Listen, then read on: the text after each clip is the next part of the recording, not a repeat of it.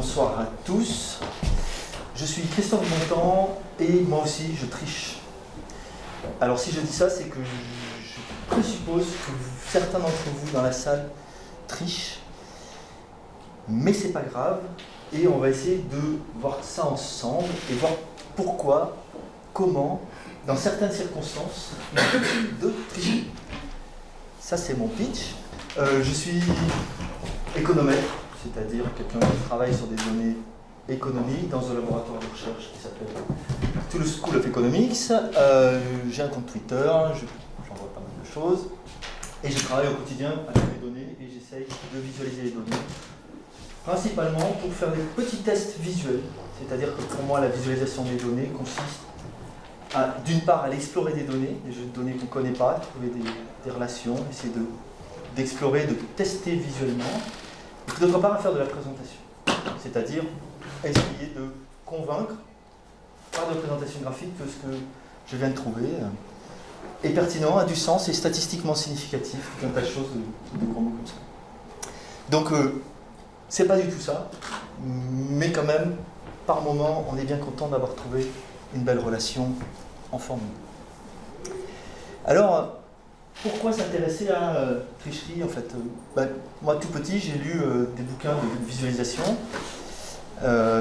et dans un des bouquins qui est cité comme étant une référence absolue de Tufteux, il dit qu'en fait il y a des règles pour la bonne visualisation et une des règles c'est d'être fidèle aux données, de ne pas déformer les données, d'avoir une certaine transparence. On doit pouvoir voir les données à travers le graphique qu'on représente, à travers la visualisation qu'on représente, on doit pouvoir voir les données. Il faut minimiser ce qu'il appelle le facteur de mensonge. Un facteur de mensonge, c'est vrai qu'on vous représente à l'écran une quantité, un volume qui ne correspond pas à ce qui est réellement observé dans les données. Et puis, après, il a des règles d'ergonomie et plutôt de design qui sont maximiser le ratio data sur encre. Je ne rentre pas dans les détails. Il y a plein de règles comme ça, mais dans les premières, il y a soyez fidèles et ne trichez pas. Or, dans le monde de la data visualisation, il y a un des graphiques les plus connus, c'est celui-là. Vous avez peut-être déjà vu, celui de Charles Minard, représentant la campagne de Russie de Napoléon. Alors, est-ce qu'il y a des gens dans la salle qui n'ont jamais vu ce graphique? Ouais, alors je vais l'expliquer rapidement. Ouais, voilà. Donc, à votre avis, ce graphique, c'est quoi? Vu comme ça. Alors, je vous aide parce que peut-être c'est un peu loin. Il y a des noms de villes marqués un peu partout. Il y a une rivière surtout. Il y a une rivière ici qui s'appelle la Bérésina, qui est... on la voit bien, elle est là. Donc la partie haute du graphique représente un flux, une armée. C'est une carte en fait, pour commencer. Cette partie-là, c'est une carte. Et vous voyez, la partie haute, c'est un flux, c'est représenter en volume l'armée de Napoléon lorsqu'elle est partie et lorsqu'elle est arrivée à Moscou, et puis ensuite le retour. L'épaisseur du trait montre le nombre d'hommes. Et donc dans ce graphique, il y a plein de choses et on pourrait en parler des heures, je vais en parler dans 1 minute. On se rend compte qu'en fait, aller à Moscou a coûté pas mal en termes de nombre d'hommes, mais que le retour a été aussi catastrophique. Et ici, il y a une grosse rupture à la Bérésina, où il faisait super froid. Il y a aussi sur ce graphique, une graphique de température qui ne concerne que le retour. Donc, il essaye de montrer clairement que la température étant super basse, déjà lorsqu'ils ont arrivé à la Bérésina, bien voilà. L'armée de Napoléon est partie avec, je ne sais plus combien il y avait d'hommes. Voilà. Et ils sont rentrés, vous voyez, à 10 000. Donc, un flux, une carte, une histoire, super, c'est génial. C'est vachement bien, on comprend tout. Enfin, assez rapidement, on comprend le drame que ça a été, le retour, la Bérésina, le nombre d'hommes, etc. Et le lien avec la température sur le retour. Donc c'est le mérite de Charles Minard, qui a fait ça quand même en 1869, à la main. C'est d'abord d'avoir compilé les données, et ensuite d'avoir décidé de raconter la campagne de Russie sous la forme d'une carte et des flux. Ça rappelle d'ailleurs les flux qu'on a pu voir de Playfair aussi. C'est exactement la même époque. Sauf que ce graphique est considéré comme étant le plus beau graphique de data visualisation de l'histoire, etc. Mais ce brave Charles Minard, il est un peu comme nous tous, enfin il est surtout un peu comme moi, enfin ça c'est dit très modestement, il a triché. Alors c'est pas moi qui le dis, c'est un chercheur qui essaie de reproduire la carte de Charles Minard et qui d'une part a représenté réellement la géographie. Alors vous voyez que ça c'est une représentation avec les mêmes données, c'est les données de Minard, mais en suivant réellement la géographie, c'est-à-dire l'emplacement de l'armée de Napoléon d'après les données de Minard. Alors c'est moins joli, les traits sont plus longs, puis surtout on voit que ça se croise là. Là ça se croise pas. Plus joli quand même. Hein. Là, c'est difficile quand on a des flux qui se croisent. Donc il a triché, et puis effectivement on pourrait se demander pourquoi l'armée de Napoléon n'est pas revenue au même point de départ. Ben non, elle n'est pas revenue au même point de départ parce que c'était pas joli, quoi. Donc il a triché avec la géographie. Désolé de casser le mythe pour ceux qui connaissent ce graphique. Charles Minard a triché avec la géographie. Charles Minard a aussi triché avec les flux. Voici les flux réels de l'armée de Napoléon. On imagine bien que l'armée de Napoléon, elle ne circule pas comme ça.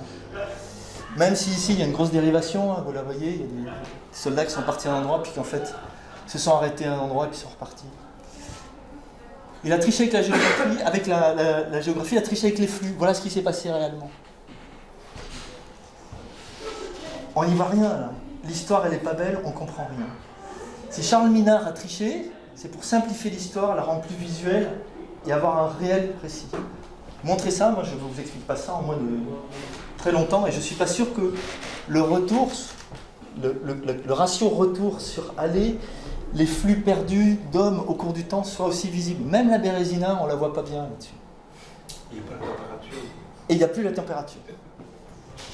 Pourquoi Charles Minard a triché ? Eh bien, il a triché un petit peu pour pouvoir nous raconter l'histoire, pour rendre la visualisation plus pertinente.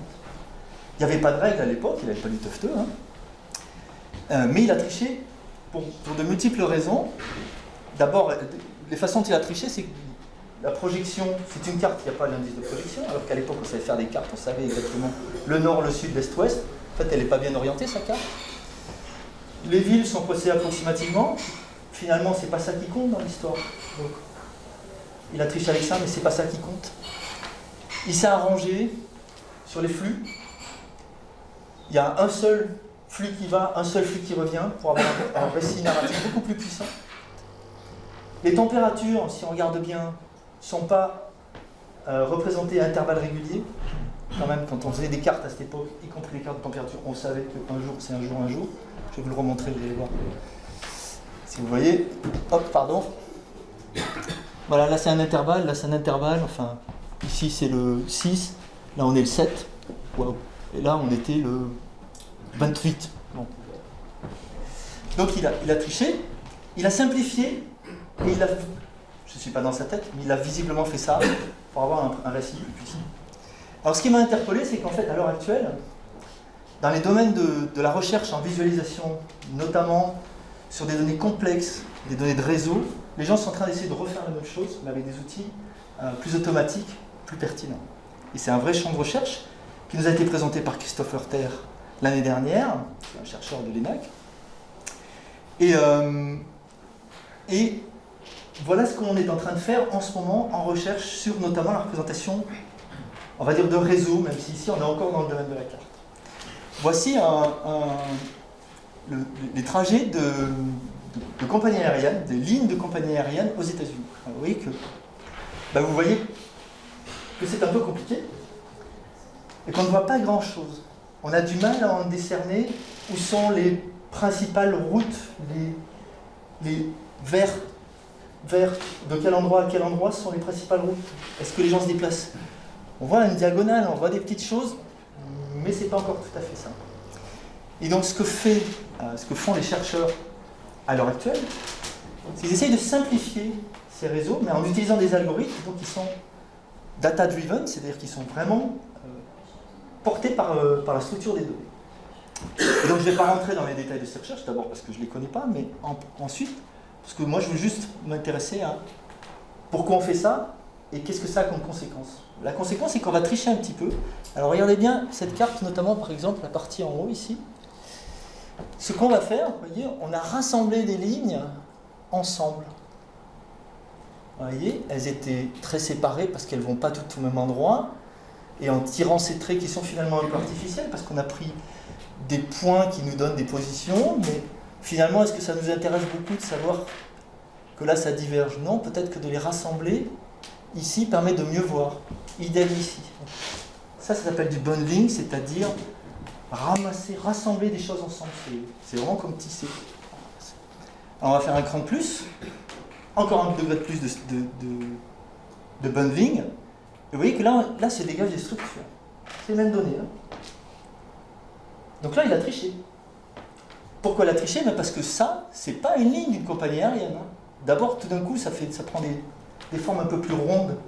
Parce qu'en rassemblant, on cherche à minimiser les distances entre tous les points pour rassembler ce qui va ensemble et puis pour ne pas trop déformer quand même l'origine-destination. Ça, c'est ce qu'on demande à l'heure actuelle sur certaines visualisations un peu complexes, c'est de la simplifier, la rassembler avec des méthodes de bundling, et donc avec des petites méthodes qui consistent à tricher. Voilà le niveau d'après. Hein. D'un point de vue, qu'est-ce qui se passe sur le transport aérien aux États-Unis? C'est vachement plus clair, je serais incapable de vous dire, mais quand même c'est vachement plus clair. C'est les mêmes données, c'est intéressant à ce cadre-là de tricher. Ils ont d'autres exemples avec des nuages encore plus denses où on voit vraiment rien. On voit vraiment rien, et on arrive à cette chose-là, alors qui d'une part est très très jolie, et d'autre part parle un petit peu plus de où sont les endroits touffus. Un des célèbres auteurs de visualisation, je ne sais plus exactement qui c'est, disait qu'il faut voir see into darkness, voir à travers l'opacité. C'est ça par moment la fouille de données ou l'exploration de données, c'est de voir à travers l'opacité ou à travers la complexité. Voilà un exemple, ça passe par des petites tricheries qui consistent à rassembler ensemble des choses qui sont proches. Ça nous rappelle quand même des démarches qu'on fait tous, hein. On essaye de regrouper ensemble. Ouais. Donc, on est bien d'accord qu'aucune de ces routes ne correspond à un réel trafic. En fait, c'est ce que tu disais, mais alors encore plus à la fin. Elles sont arrondies, etc. C'est clair que de toute façon, c'est pas comme ça. Les aéroports peuvent avoir bougé ou pas. On peut même aller jusque-là. Alors ce serait un peu embêtant. Là, ils ne le font pas. Mais on pourrait arriver à ça si tu cherches à regrouper des choses similaires. Tu pourrais bouger les aéroports et finalement te dire que tu te poses à New York, quel que soit l'aéroport, finalement c'est New York. Ça, encore une fois, ça nous rappelle un concept très très clair qui est ça dépend l'objectif et la question posée. Si tu veux voir des flux entre des villes ou entre des aéroports. La couleur est artificielle, ça c'est du détail. Mais, comme pour Minard, on a une histoire et quelque chose d'un peu plus puissant en ayant pratiqué cette application, en ayant fait cette chose-là. Alors, je vais vous passer quelques petits tricheurs avant de vous montrer comment moi je triche, parce que ici on déballe tout. Des tricheurs usuels, vous en connaissez tous, hein, en fait, on s'en rend compte, on le sait. Voilà Berlin à gauche. En fait, si on représente le quart du métro de Berlin réellement sur la géographie, c'est ça Berlin. Donc, évidemment, les cartes de métro ne tiennent pas du tout compte de la géographie. C'est un problème parfois, quand vous devez aller d'une station de métro à une autre et que sur la carte ça a l'air tout petit, tout proche, et qu'en fait c'est vachement plus éloigné, c'est un problème. Mais c'est pas fait pour se déplacer dans le vrai monde, un métro, c'est fait pour se déplacer dans le monde du métro. Et donc pour ça, c'est très adapté. Et là, le receveur de l'information, la personne qui voit, est très clairement au courant que ce n'est pas la réalité. Tout comme vous, quand vous avez vu la carte que je vous ai montrée, de ligne aérienne, vous savez que ce n'est pas la réalité. Donc, quelque part, c'est assez franc du collier, c'est assez honnête, on sait que ça, c'est pas la topographie de Berlin. Par contre, on n'a aucune idée de ce que c'est la topographie de Berlin, et ça peut quand même poser aussi des problèmes. Alors, il y a des gens qui ont essayé de mapper le métro en faisant des déformations. Ici, je ne sais plus, je crois que c'est Washington. Ça ne marche pas du tout, hein. Il faut vraiment arriver à tout déformer. Donc, vraiment, ça, c'est des vues simplifiées de ce qui serait. Ce ne serait pas visible, et d'ailleurs, c'est moins visible, même sur Berlin. Hein. Pas super facile de s'orienter avec ça. Voilà donc. Ça, tout le monde est conscient, on triche, mais on se place dans un monde qui est celui du métro, donc tout va bien. Il y a d'autres endroits où c'est un peu plus mitigé, la zone d'ombre, où on peut avoir l'impression que ce qu'on représente, ce qu'on voit, c'est une carte. Ça n'en est pas une. C'est bientôt la saison du ski, la neige tombe. Ça, c'est une carte? Non. C'est une photo aérienne? Non.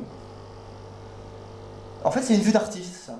D'ailleurs, la personne qui fait, une spécialiste de ça, c'est Pierre Nova, hein, qui a un vrai atelier d'artiste, et qui arrive quand même à vous montrer à la fois la face sud, la face nord, la face ouest, le remonte de pente, le restaurant, et vous donner envie de faire du ski. Parce qu'il y a de la neige au bon endroit, parce qu'il y a de la forêt, parce que... C'est une vue d'artiste. Pourtant, il y a des données dessous. Hein. Il y a de la topographie, il y a des remontées, il y a des flux, tout ce que vous voulez. Et on le sait en fait. C'est pas grave, c'est très pratique pour circuler. Par contre, si vous voulez calculer une distance entre un point A et un point B, toute la subtilité de l'art de l'artiste, c'est de faire en sorte que ce ne soit pas trop fou. Parce que quand même, vous allez y aller d'un point A à un point B en ski. Et donc ça, c'est vachement intéressant de voir que, en fait, voilà, il y a des technologies, et d'ailleurs, on n'arrive pas à reproduire ça avec des logiciels. Les cartes que vous voyez faites par des petites stations qui n'ont pas pu se payer le laboratoire Pierre Nova et qui ont fait des choses... Ben, si c'est un bon artiste, il arrive bien. Si c'est fait automatiquement, ça ne marche pas du tout. On n'arrive pas à faire ça. Donc c'est bien de voir aussi qu'il y a des choses qu'on n'arrive pas à reproduire.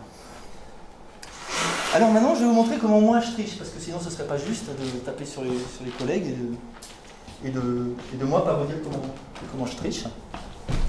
Alors j'ai été amené à travailler sur des données d'un MOOC, enfin d'un cours en ligne qui génère pas mal de données. Donc les gens vont sur une plateforme, s'inscrivent, suivent des cours, qui sont des ressources, ça s'appelle des steps ici, et puis ils passent des examens. Ils passent 5 examens. Alors le premier chiffre c'est le chiffre de la semaine et le deuxième c'est à quel step ça arrive. Dans ce cours-là, il n'y a que 5 examens sur 4 semaines, donc il y en a 2 la première semaine, etc. Et puis ils ont un score. Okay, donc voilà, quand on a... C'est sur une échelle de 0 à 12, hein, chaque score. Quand on a 11, on a bien réussi. Alors la question qu'on s'est posée, c'est, mais finalement, est-ce qu'il y a un lien entre les tests au cours du temps? Est-ce que les gens qui réussissent bien le premier test réussissent bien le deuxième, réussissent bien le troisième, le quatrième? Est-ce qu'il y a des tests où les gens ont moins bien réussi, etc. Donc vous avez un tableau comme ça, vous avez 2619 individus, vous avez beaucoup plus de lignes puisque vous avez une ligne par individu et par test. Comment représenter ça? C'est fastoche. Je vais mettre mes tests horizontalement et puis mes scores verticalement. Puis je saurai où sont mes individus. Alors ce que j'ai fait, ça donne ça. Vous avez ici les tests, donc les 5 tests, premier test, deuxième, troisième, quatrième, cinquième test. Et verticalement, vous avez les scores de 0 à 12. Alors c'est chouette parce que personne n'a eu 2 ou 3 au dernier test. C'est absolument la seule chose que je peux dire sur ce graphique. Évidemment, j'ai énormément de superposition. Il y a plein de gens qui ont eu 2 à ce test-là. Beaucoup, pas beaucoup, je ne peux pas le savoir. J'aurais pu faire autrement, hein. J'aurais pu m'y prendre mieux. Faire un jitter. Ouais, exactement.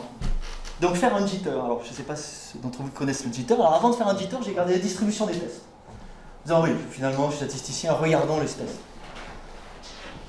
Alors là c'est bien parce que je vois effectivement des boîtes à moustaches, donc avec des distributions. Ici j'ai la médiane de ce test qui est plus faible que celle de celui-là, etc. Donc je vois les tests, ceux qui ont été les mieux réussis, etc.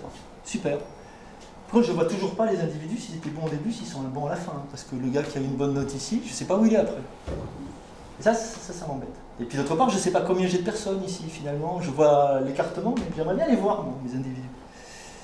Donc pour les voir, effectivement, je vais tricher un peu. Donc par rapport à cette visualisation-là, je vais ajouter ici, horizontalement, une valeur complètement aléatoire à chaque point. Et puis je vais rajouter aussi un peu de transparence, c'est-à-dire que plus les points vont être transparents, plus ils vont être agglomérés les uns sur les autres, plus ça va être foncé. Là je vois déjà mieux quand même.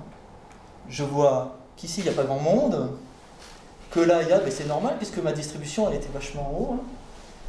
Je commence à regarder ma distribution, elle doit se superposer normalement, pas tout à fait, voilà. Et je vois que bon, il y a plein de gens qui sont là, mais je ne les vois pas encore très bien. Je vais tricher un peu plus, je vais tricher maintenant ce coup-ci sur les notes. Ouf.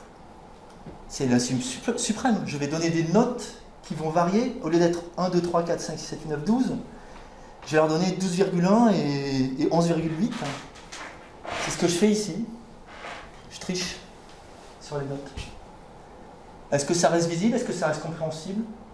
Bah, si je vous l'explique, oui. C'est clair que les notes sont entières et que par contre, ce que j'ai fait là, c'est une petite tricherie, une petite perturbation aléatoire. Alors, je peux le faire évidemment dans les 2 dimensions, et là, ça devient beaucoup plus clair. Voilà où sont mes individus. Donc, j'en ai pas mal autour de 12, 11, 10, 9. Après, on voit que, voilà. Ici, ils sont pratiquement tous à 12, 11. Ici, ils sont près de la médiane. Vous voyez, c'est très clairsemé, en fait. Hein. Là, ils sont tous là, je n'ai personne en dessous. Les boîtes à moustaches, comme son nom l'indique, c'est une boîte. On ne voit pas ce qu'il y a dans la boîte. Ce qu'il y a dans la boîte, c'est ça. Et puis ici, j'ai pas grand monde et c'est très dispersé. En trichant, j'ai ouvert les boîtes, j'ai vu à travers l'obscurité de la superposition. J'ai triché. Bon, alors ça c'est bien gentil parce que tout le monde sait le faire, on le fait, mais est-ce que je peux le faire dans d'autres circonstances? Ben oui, moi je veux voir le score de chaque individu au cours du temps. Sur les différents scores. Ben pour faire ça, je vais relier les points, je vais relier les individus, je vais dire que chaque individu a une ligne, est une ligne, et puis je vais les relier. Même gag, je vois rien. Mais alors rien de rien, hein, quand même. Hein. Je vois qu'effectivement des gens ont des notes de là à là, que là il y a des notes. Non, c'est vraiment génial, parce que j'ai vraiment fait un truc qu'on voit aussitôt, à part le caricature du point. C'est absolument fabuleux. Et donc la bonne nouvelle, c'est qu'on peut aussi faire du jitter sur des lignes. On peut leur donner une petite perturbation aléatoire sur la note. Est-ce qu'on va voir mieux? Un petit peu mieux quand même. Alors là, qu'est-ce que je vois? Je vois ici qu'effectivement, j'ai mis pas mal de jitter sur les notes. Donc au lieu d'avoir des points, j'ai des intervalles. Puis on voit qu'ici, ça a tendance à monter quand même. Puis là, ça a tendance à descendre. Puis là, ça a tendance à vraiment remonter. Puis là, c'est vachement éparpillé. Puis là, il y a des groupes, quoi. Ceux-là. Alors je ne peux pas les suivre vraiment individuellement. Bah, je vais tricher encore une autre façon, c'est que je vais mettre une couleur complètement aléatoire à chaque individu. La couleur ne va vouloir absolument rien dire. Retricherie. Hein. Alors, ça sort super mal. Je peux vous montrer l'écran, mais ça rend vachement mieux là. Donc là, il y a une autre tricherie, c'est lui.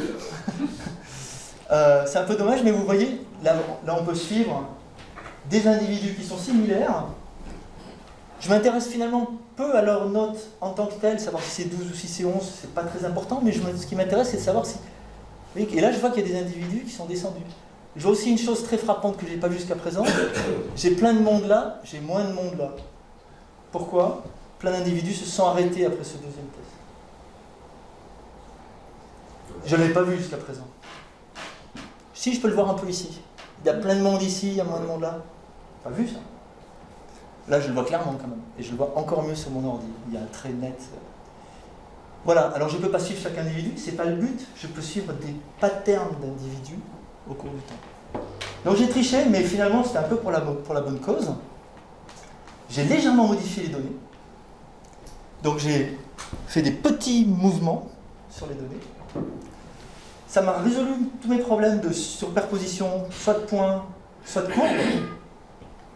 J'ai rajouté de la transparence, hein, donc, ce qui fait que quand deux lignes se superposent, elles sont plus épaisses, elles ont plus de consistance visuelle, donc ça me donne bien ce que ça représente, c'est-à-dire plus de monde. Aucune de ces trajectoires n'existe vraiment, hein. Ben non, parce que là je pars de 12,3 et j'arrive à 9,8. C'est pas possible, une note entière. Le lecteur de cette visualisation doit être au courant que j'ai triché. Il doit être au courant que les notes sont entières et que pour rendre la visualisation plus claire, on a ajouté un petit bruit. Donc, il doit y avoir en bas de ce graphique, nous avons utilisé ça. Et la morale, c'est qu'en fait, il ne faut pas se priver de faire ça. Ça a été ton premier réflexe, qui dit, bah oui, ouais. Il ne faut pas se priver, il faut tricher de temps en temps, dans la mesure où le lecteur est au courant, et ça simplifie le propos. Ça permet de raconter une histoire beaucoup plus claire que si on n'avait pas triché. Voilà, c'est tout ce que j'avais à vous dire pour ce soir sur ce petit sujet.